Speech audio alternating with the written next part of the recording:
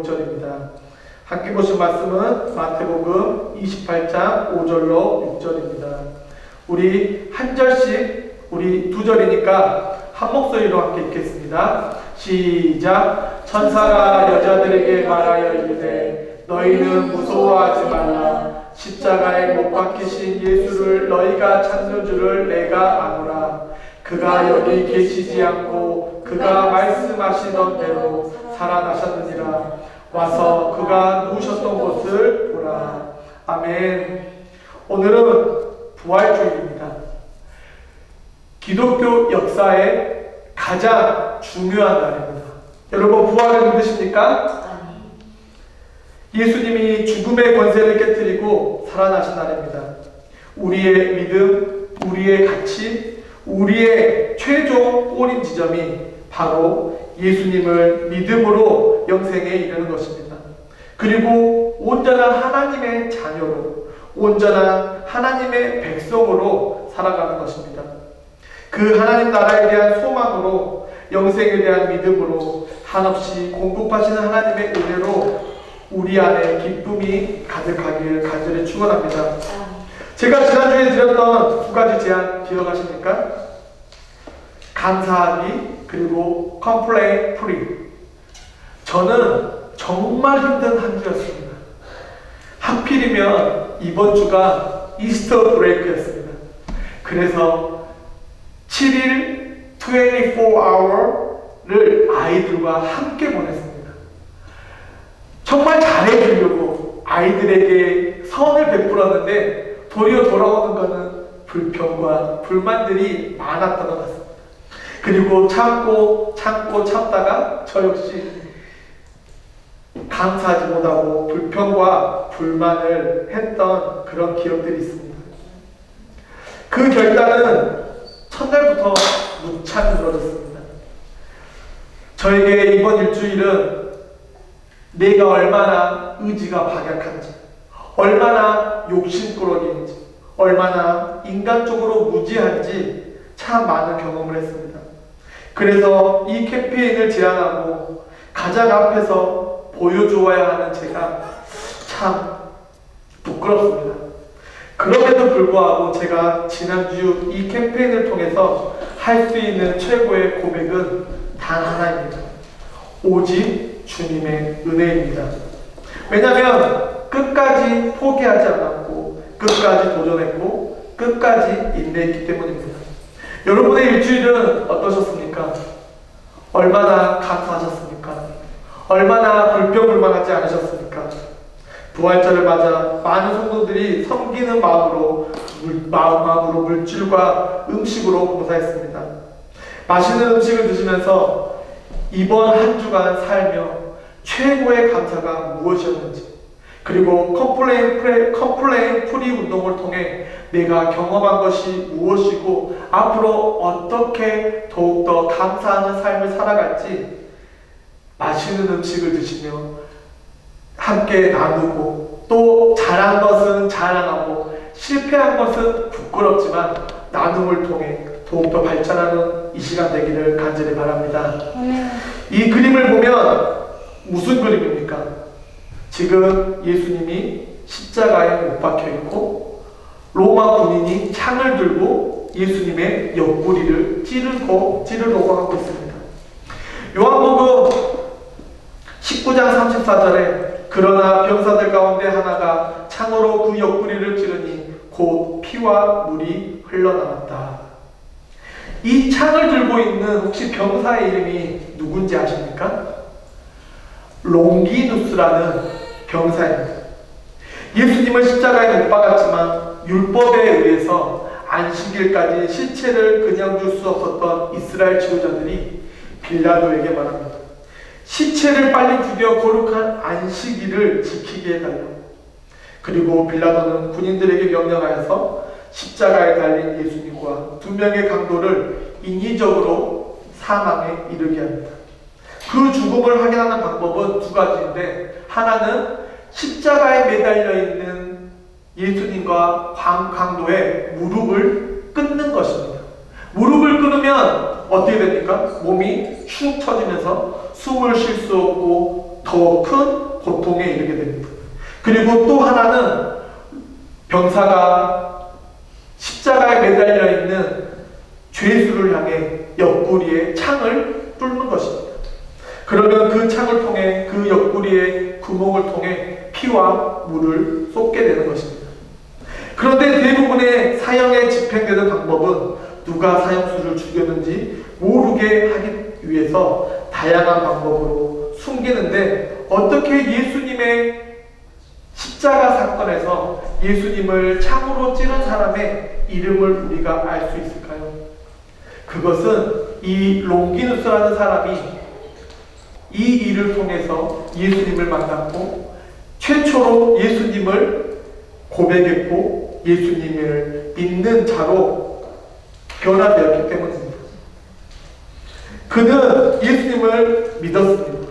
속세를 의하면 롱기누스가 예수님의 옆구리에 창을 찌르는 그 순간 물과 피가 그의 눈에 닿았고, 그는 눈에 장애가 있었는데 그 눈을 통해, 그 예수님의 물과 피를 통해서 눈이 뜨이는 기적을 경험했고 평생을 예수님을 전하다가 순교한 하나님의 자녀가 되었다고 합니다.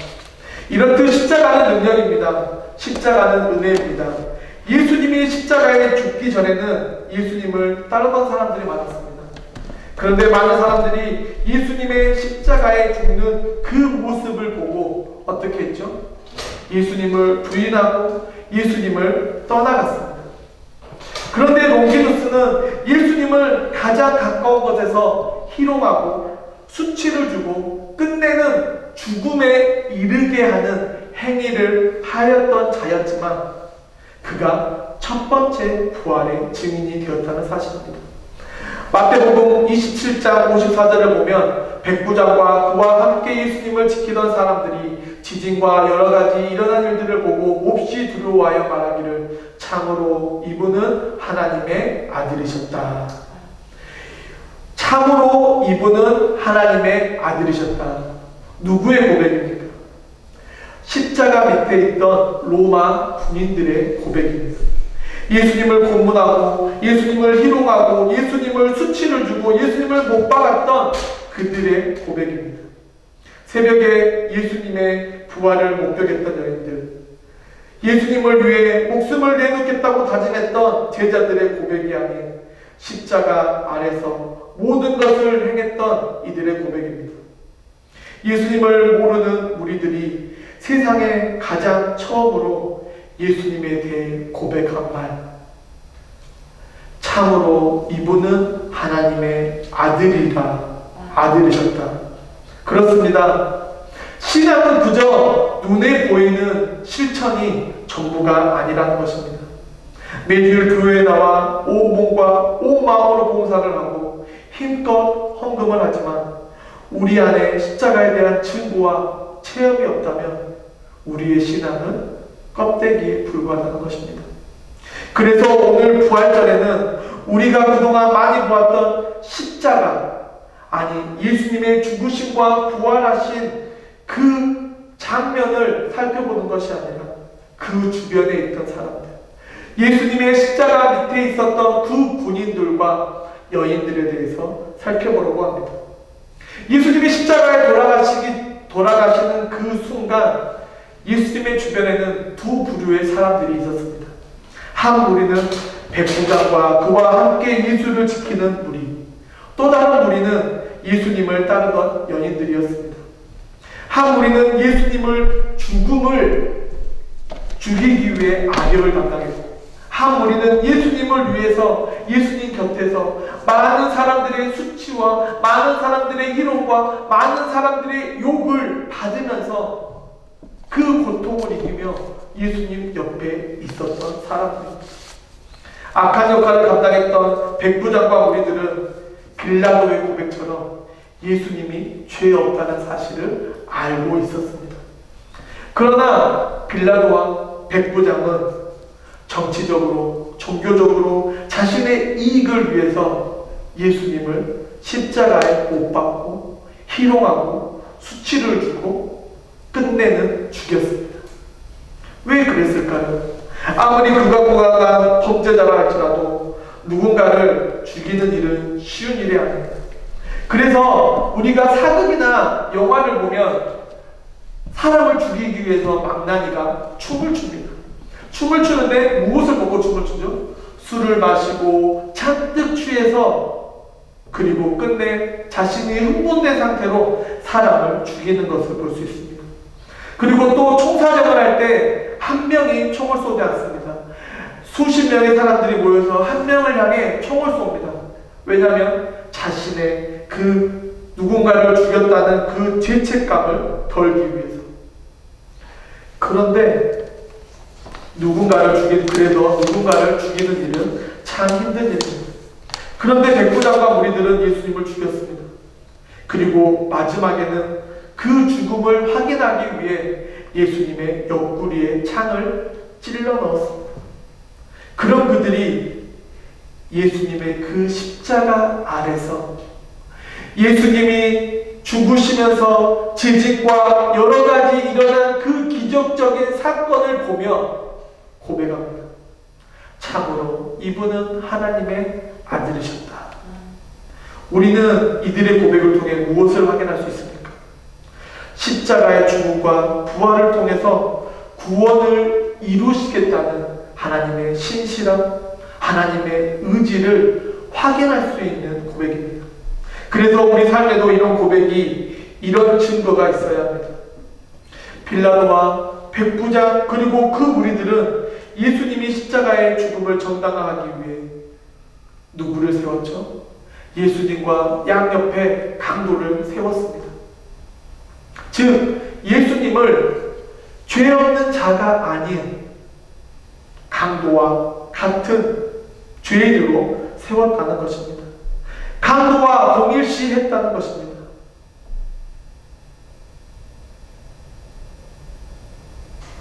그런 그들이 예수님을 죽이고 난 후 고백합니다. 예수님은 하나님의 아들이라. 이것이 하나님의 기적입니다. 이것이 하나님의 능력입니다. 저의 삶에도 이런 경험이 있습니다. 저는 학교 다닐 때 학교나 교회에서는 참 모범생이었습니다. 그런데 학교만 나오면 문제아였습니다. 제 아내가 결혼을 하려고 하니까 주위에서 모두 말렸습니다. 저 사람 안 돼. 저 사람 안 돼. 왜냐면 제가 약간 문제가 있습니다. 그런데 신학교를 가고 군대를 가고 난 다음에 많이 변했는데 사람들은 그 변한 것을 알지 못했습니다. 제가 왜 학교와 교회에서는 모범생이었냐면 잠을 자더라도 교회 가서 잤고 잠을 자더라도 학교 수업 시간에 잠을 잤습니다. 그런데 제가 있어야 하는 그 자리에 있었기 때문에, 제가 있어야 하는 그 자리를 지키고 있었기 때문에 지금 이 자리에 제가 서 있는 것입니다. 백부장과 그 무리들이 예수님을 하나님의 아들이라고, 예수님은 하나님의 아들이라고 고백할 수 있었던 이유는 바로 그들이 그 기적의 현장, 그 은혜의 현장에 머물러 있었기 때문이라는 것입니다. 그래서 저는 방황하거나 어려움을 겪는 사람들을 보면 항상 이렇게 조언합니다. 형제님, 자매님, 절대 예수님을 떠나지 마시기 바랍니다. 절대 교회를 떠나지 마시기 바랍니다. 왜냐하면 그 아래 있어야 콩고물이라도 떨어지고, 그 아래 있어야 우리가 다시 한번 예수님을 만날 수 있고 다시 한번 예수님 안에서 회복할 수 있는 기회가 생기기 때문입니다. 그리고 그 예수님의 보호하심 아래 있을 수 있기 때문입니다. 그렇다고 교회가 여러분이 지은 죄, 여러분의 죄를 무시하거나 용납하는 것은 아닙니다. 반드시 회개가 선행되어야 합니다. 사랑하는 성도 여러분, 기억하시기 바랍니다. 십자가 아래 있을 때 여러분이 하나님께 돌아올 수 있는 기회, 예수님의 증인으로 살아갈 기회가 있다는 것입니다. 왜냐하면 가까이 있어야 그분의 영향력을 받고, 가까이 있어야 그분의 기적을 경험하고, 가까이 있어야 그분의 은혜를 받을 수 있기 때문입니다. 그렇게 사시기를 간절히 축원합니다. 또한 십자가의 무리 밑에 어느 무리가 있었죠? 여인들이 있었습니다. 그 무리에 속한 여인들의 이름이 대부분 마리아였습니다. 막달라 마리아, 나사로의 누이 마리아 등등 많은 마리아들이 있었습니다. 그들은 예수님의 제자들이나 따라다니는 장교가 달리 예수님의 고난과 수치와 희롱에 함께 참여한 자들입니다. 그래서 그들이 복된 자들입니다. 왜 복된 자들입니까? 여러분, 이 사진이 무엇이죠? 오픈런 사진입니다. 제가 미국에 처음 와서 첫 해에 추수감사절에 블랙 프라이데이라는 것을 들었습니다. 그래서 여보, 우리 이번에 한번 베스트바이를 가볼까? 12시 오픈인데 11시 반에 갔더니 수천 명의 사람이 있었습니다. 그것을 기다리고 있는 저도 이해가 안 됐고, 거기 있는 사람들도 이해가 안 됐습니다. 그런데 왜 그들이 그 오픈런을 했을까요?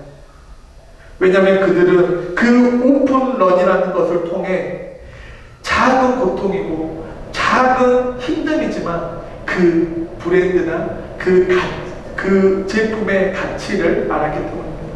그래서 우리가 오픈런을 할 때 보통 어떤 오픈런을 하죠? 애플 오픈런, 샤넬 오픈런, 슈프림 오픈런 등 모든 것에 열광하며 오픈런을 하는 이유는 그 브랜드의 가치를 알고 그 제품의 가치를 알기 때문입니다. 그 가치를 통해 자신을 증명하고 싶기 때문입니다. 그 브랜드를 얻기 위해, 그 제품을 얻기 위해 그들의 입장에서는 작은 추위, 작은 허기짐, 작은 화장실과의 싸움에서 승리함으로 그 브랜드를, 그 제품을 쟁취합니다. 바로 십자가 아래에 있었던 여인들이 이런 가치를 알았다는 것입니다. 이들이 다른 제자들이나 예수님을 따르던 자들과 달리 오픈런을 했던 이유는 예수님에 대한 사랑, 예수님에 대한 가치를 그들은 알고 있었기 때문입니다. 그래서 그들이 당하는 고난과 고통과 수치는 상관없었습니다. 왜냐하면 그들은 예수님을 통해 새 생명을 얻었고 예수님 안에서 기적을 경험했기 때문입니다. 우리 중에 막달라 마리아는 귀신에 들렸지만 예수님의 기도를 통해 자유함을 누렸고, 12년 동안 혈류병을 앓았던 베로니카라는 마리아는 예수님의 옷자락을 잡음으로 병고침을 얻었고, 나사로의 여동생인 마리아는 예수님께 가르쳐남을 통해 나사로가 다시 살아나는 기적을 경험했습니다. 거기에 모인 모든 여인들은 기적을 경험했고 예수님을 믿었고 십자가 밑에서 예수님의 죽음과 부활을 묵묵히 지켰습니다. 그리고 처음 부활의 주님을 만났습니다. 사랑하는 성도 여러분,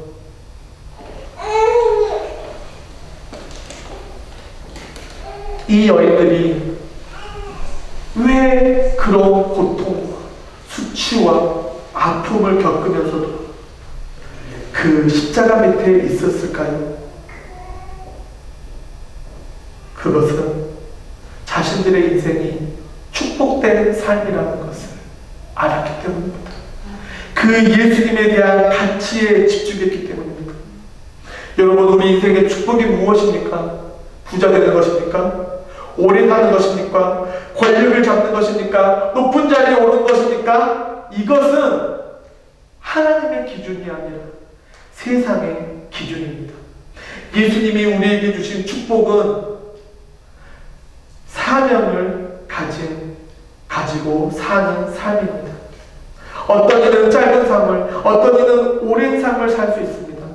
그래서 요즘 이 말이 참 마음에 와닿는데 오는 데는 순서가 있지만 가는 데는 순서가 있다 없다? 순서가 없다.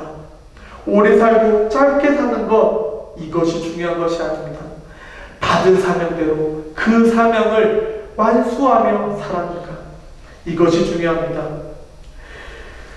지금 이 보고 있는 이 사진은 스페인에 있는 파밀리아 성당의 조각상입니다.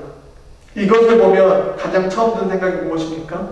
지금 말에 고삐를 당기고 있는 이 갑옷을 입고 칼을 든 사람이 바로 롱기누스입니다.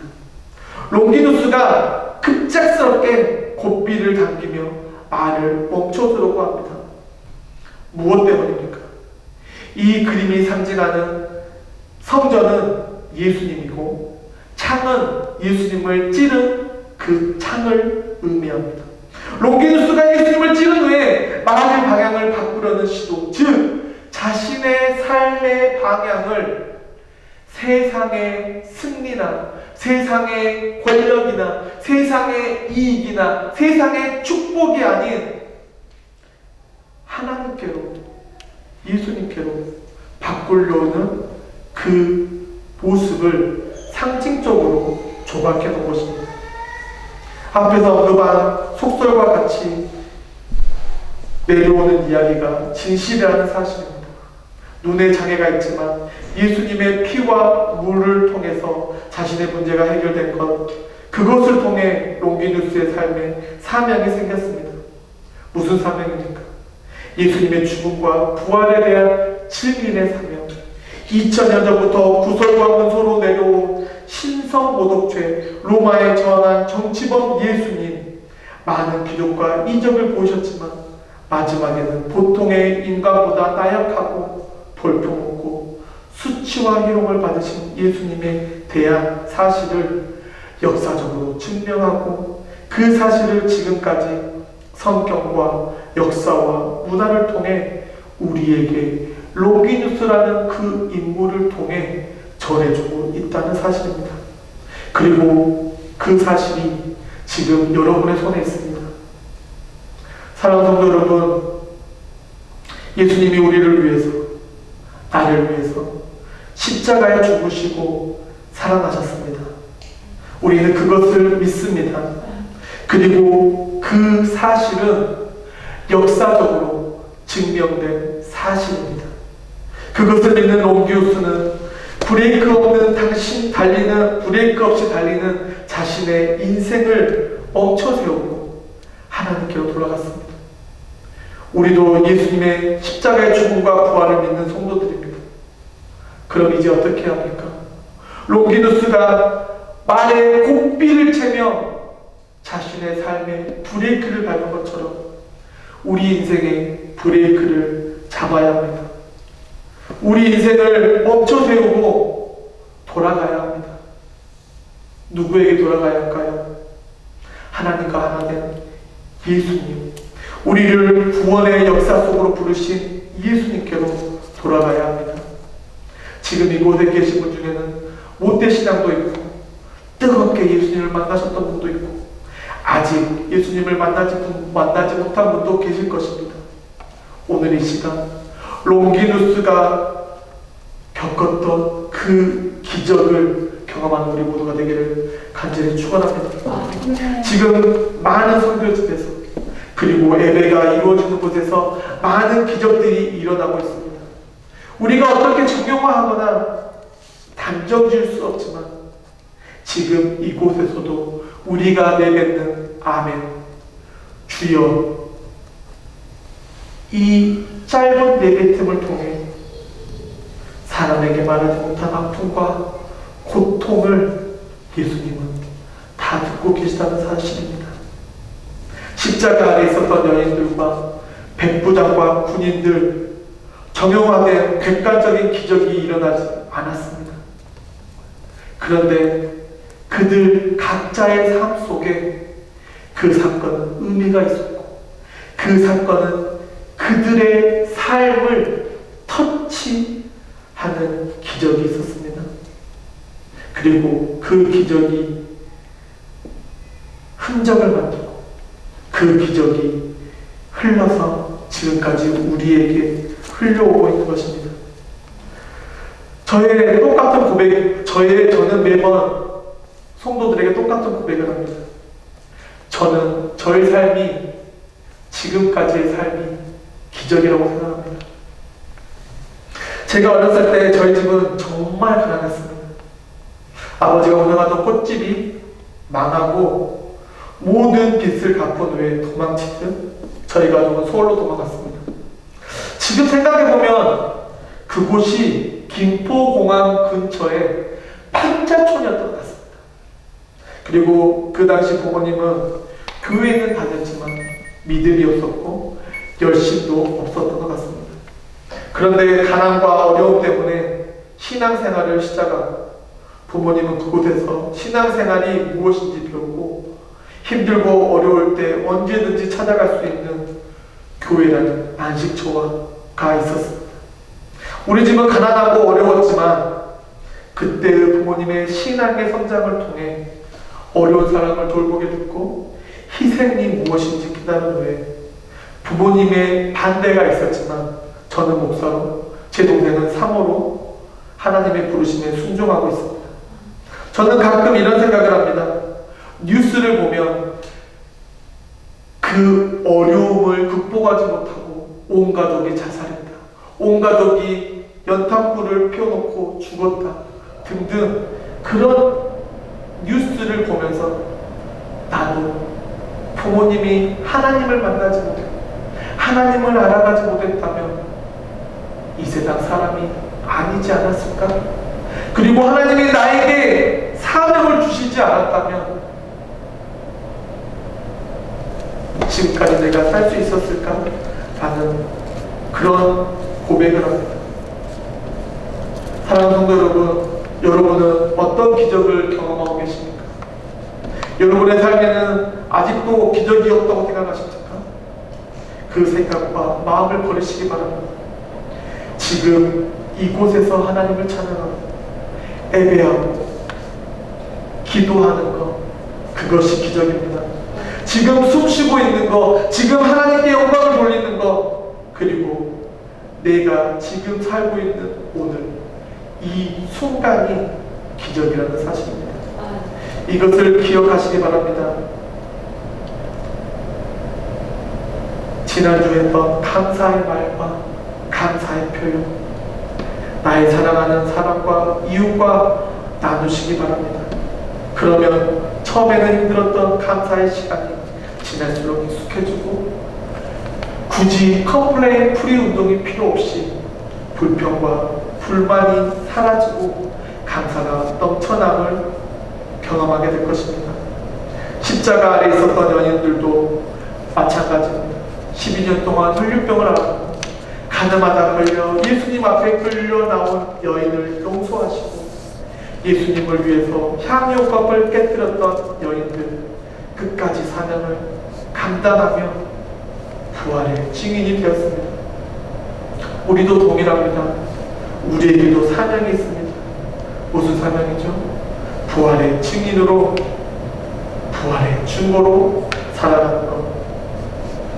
사랑하는 성도 여러분, 이제 말씀을 마치려고 합니다. 여러분 준비되셨습니까? 부활의 증인으로, 부활의 증거로 평안을 전하는 자로 준비되셨습니까? 부활하신 예수님이 오늘 우리에게 말씀하십니다. 너의 인생에 무엇을 돌이키어야 하냐? 너희들이 고삐를 쥐고 멈춰야 될 것이 무엇이냐? 우리는 무엇을 바꿔야 될까요? 여러분은 무엇이라고 대답하시겠습니까? 마태복음 7장 21절로 23절에 이렇게 기록합니다.